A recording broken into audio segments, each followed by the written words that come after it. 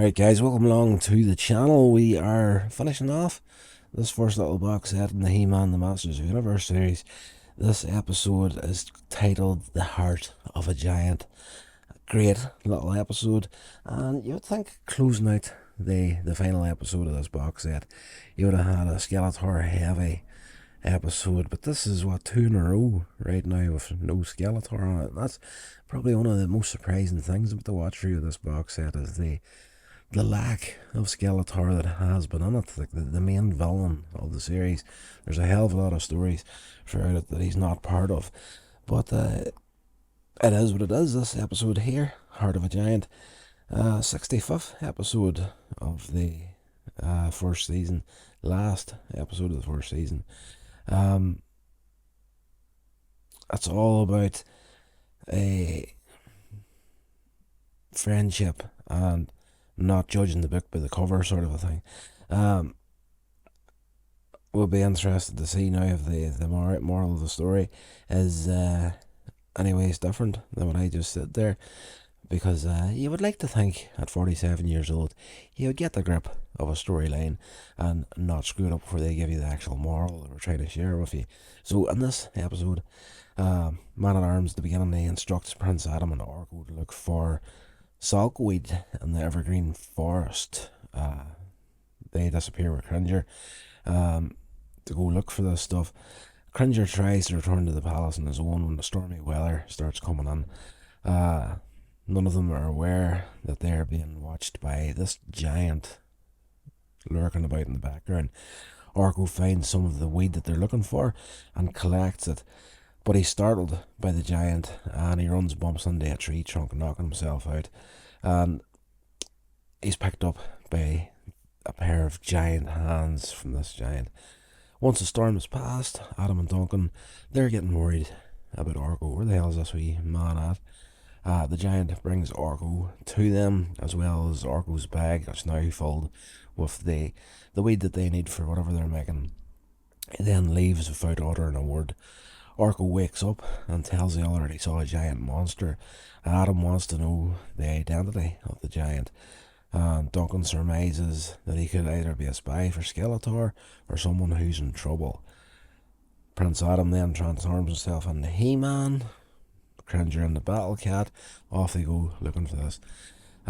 Nearby, this guy, the Keeper, has been searching for the giant, who he intends to capture and add him to his flying sideshow aboard his airship.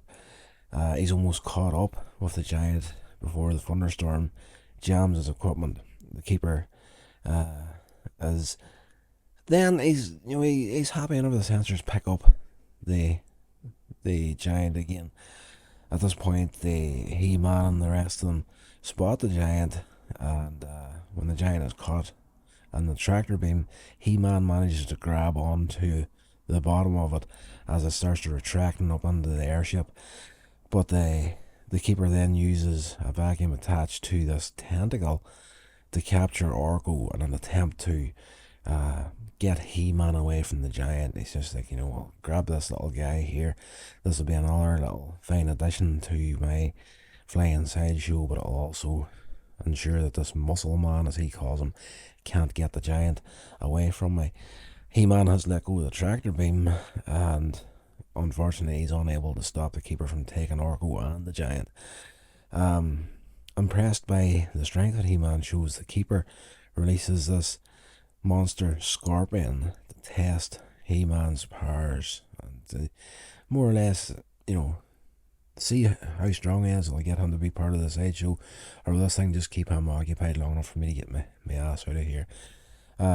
This scorpion creature, called Scorpio, spent a lot of time coming up with that name, grabs grabs Man-At-Arms, with one of its claws and shoots beams from the tip of its tail at He-Man. He-Man manages to free Duncan, and he has to find a way to defeat this creature without hurting it. That's the big thing in this series. There's a lot of fighting going on. The power sword is never ever used in the original series as a stabbing weapon. It's always been used in a defensive way to be bouncing energy beams back at people, or he'll use it to knock down, like a couple of episodes prior, there's these stalactites hanging from the roof, and he used the power sword to knock them down to trap these horror characters, but they never ever used the sword in a way of hurting people or stabbing people, sort of thing. Something that was actually addressed in the Masters Universe Revelation. Orko and the Giant find themselves locked in a cage aboard this airship. Orko decides to escape, and the creature warns Orko about the energy bars.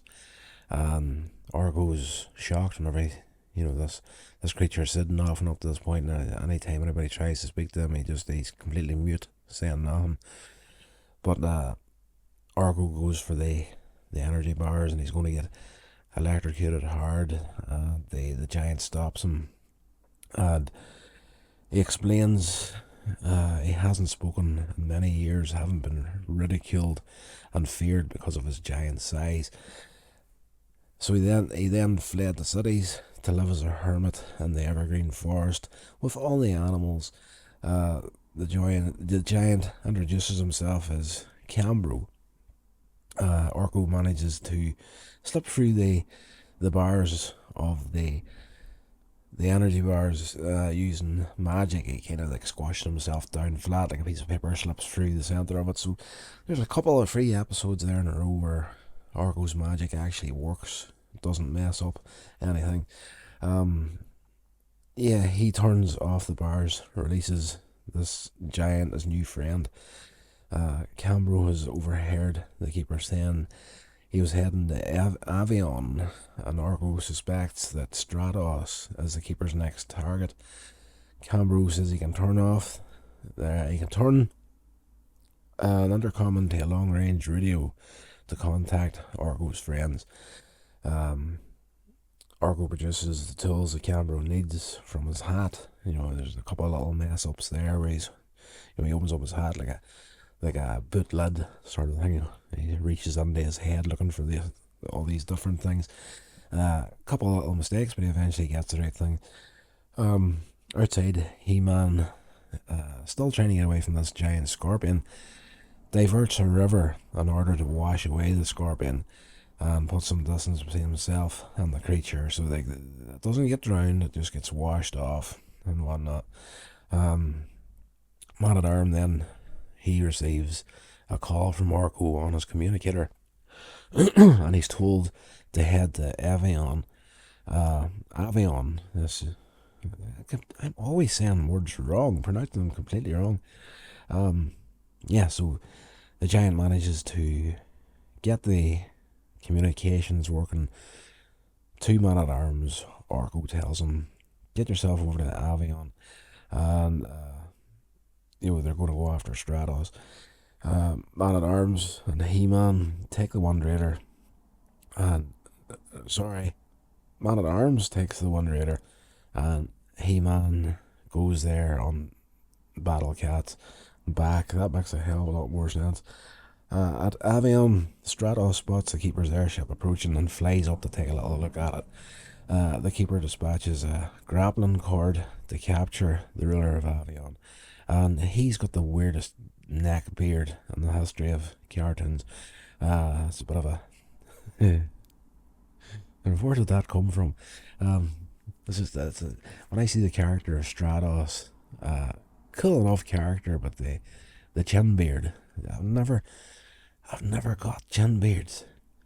Either a full beard over the top of the lip, class, but everything is people that kind of shave everything above the chin line and have everything below the chin is it's kind of strange. It's kind of strange, but you do you, that's your thing. But I've always found it kind of odd, but it is what it is. So Stratos, he's captured by this grappling cord. He-Man and Battle Cat arrive in time to help him. He-Man jumps up, grabs the cable, snaps it, and frees Stratos. With no time to explain what's going on, He-Man asks Stratos to carry him up to the ship and he jumps on to Strato's back, and it's Stratos is flying like Superman, and He-Man is pretty much sitting on him like someone on horseback.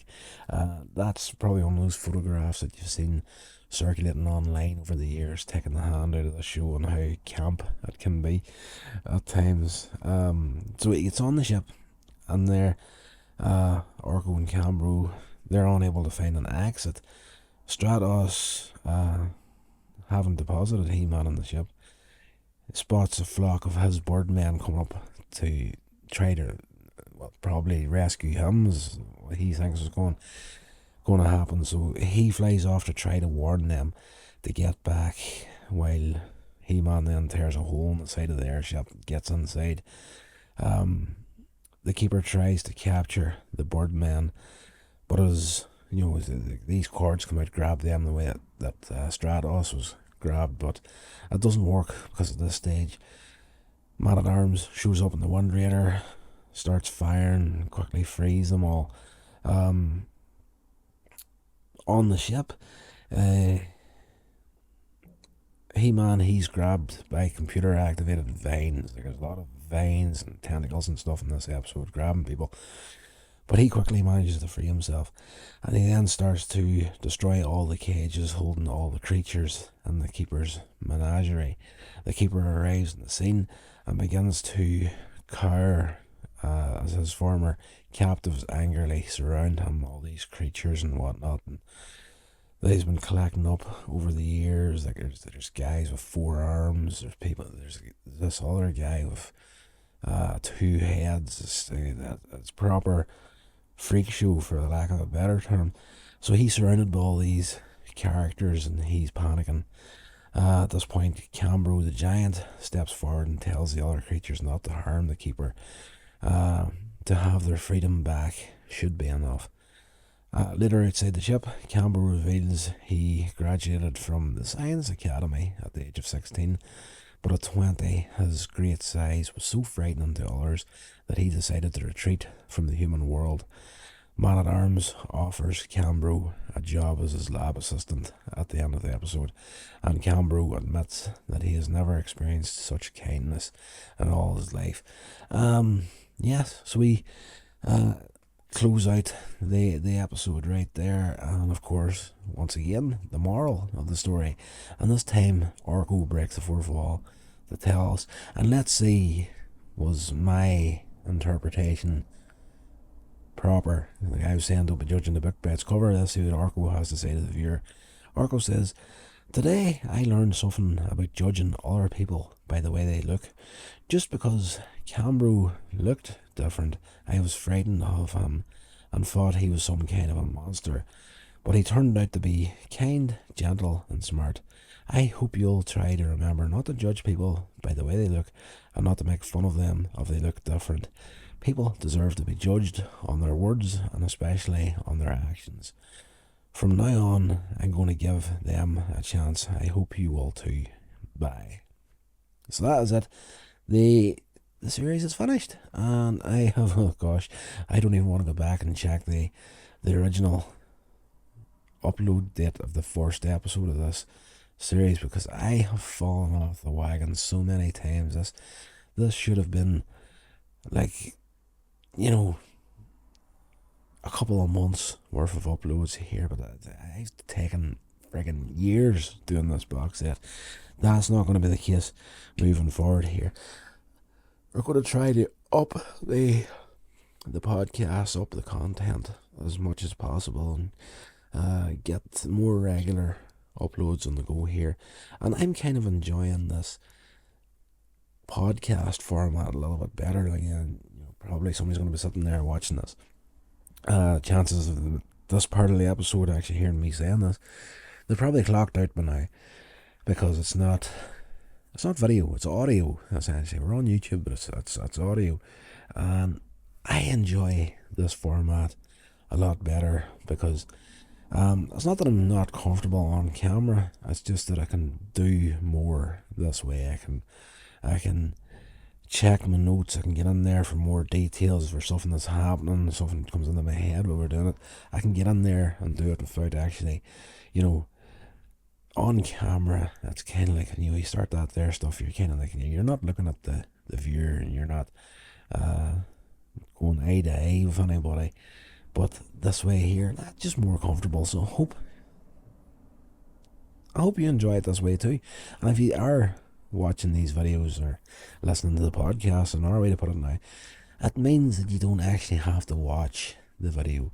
You can just hit play, set your phone down, or hit play on your TV, whatever you're using, computer, and just let the episode play out in the background, and then you can go and do something else. You can be productive while listening to this nonsense as well. Right, that's going to do it, guys. Have to get this edited and uploaded before I have to go to work. So yeah, stay safe. I will talk to you in the next episode.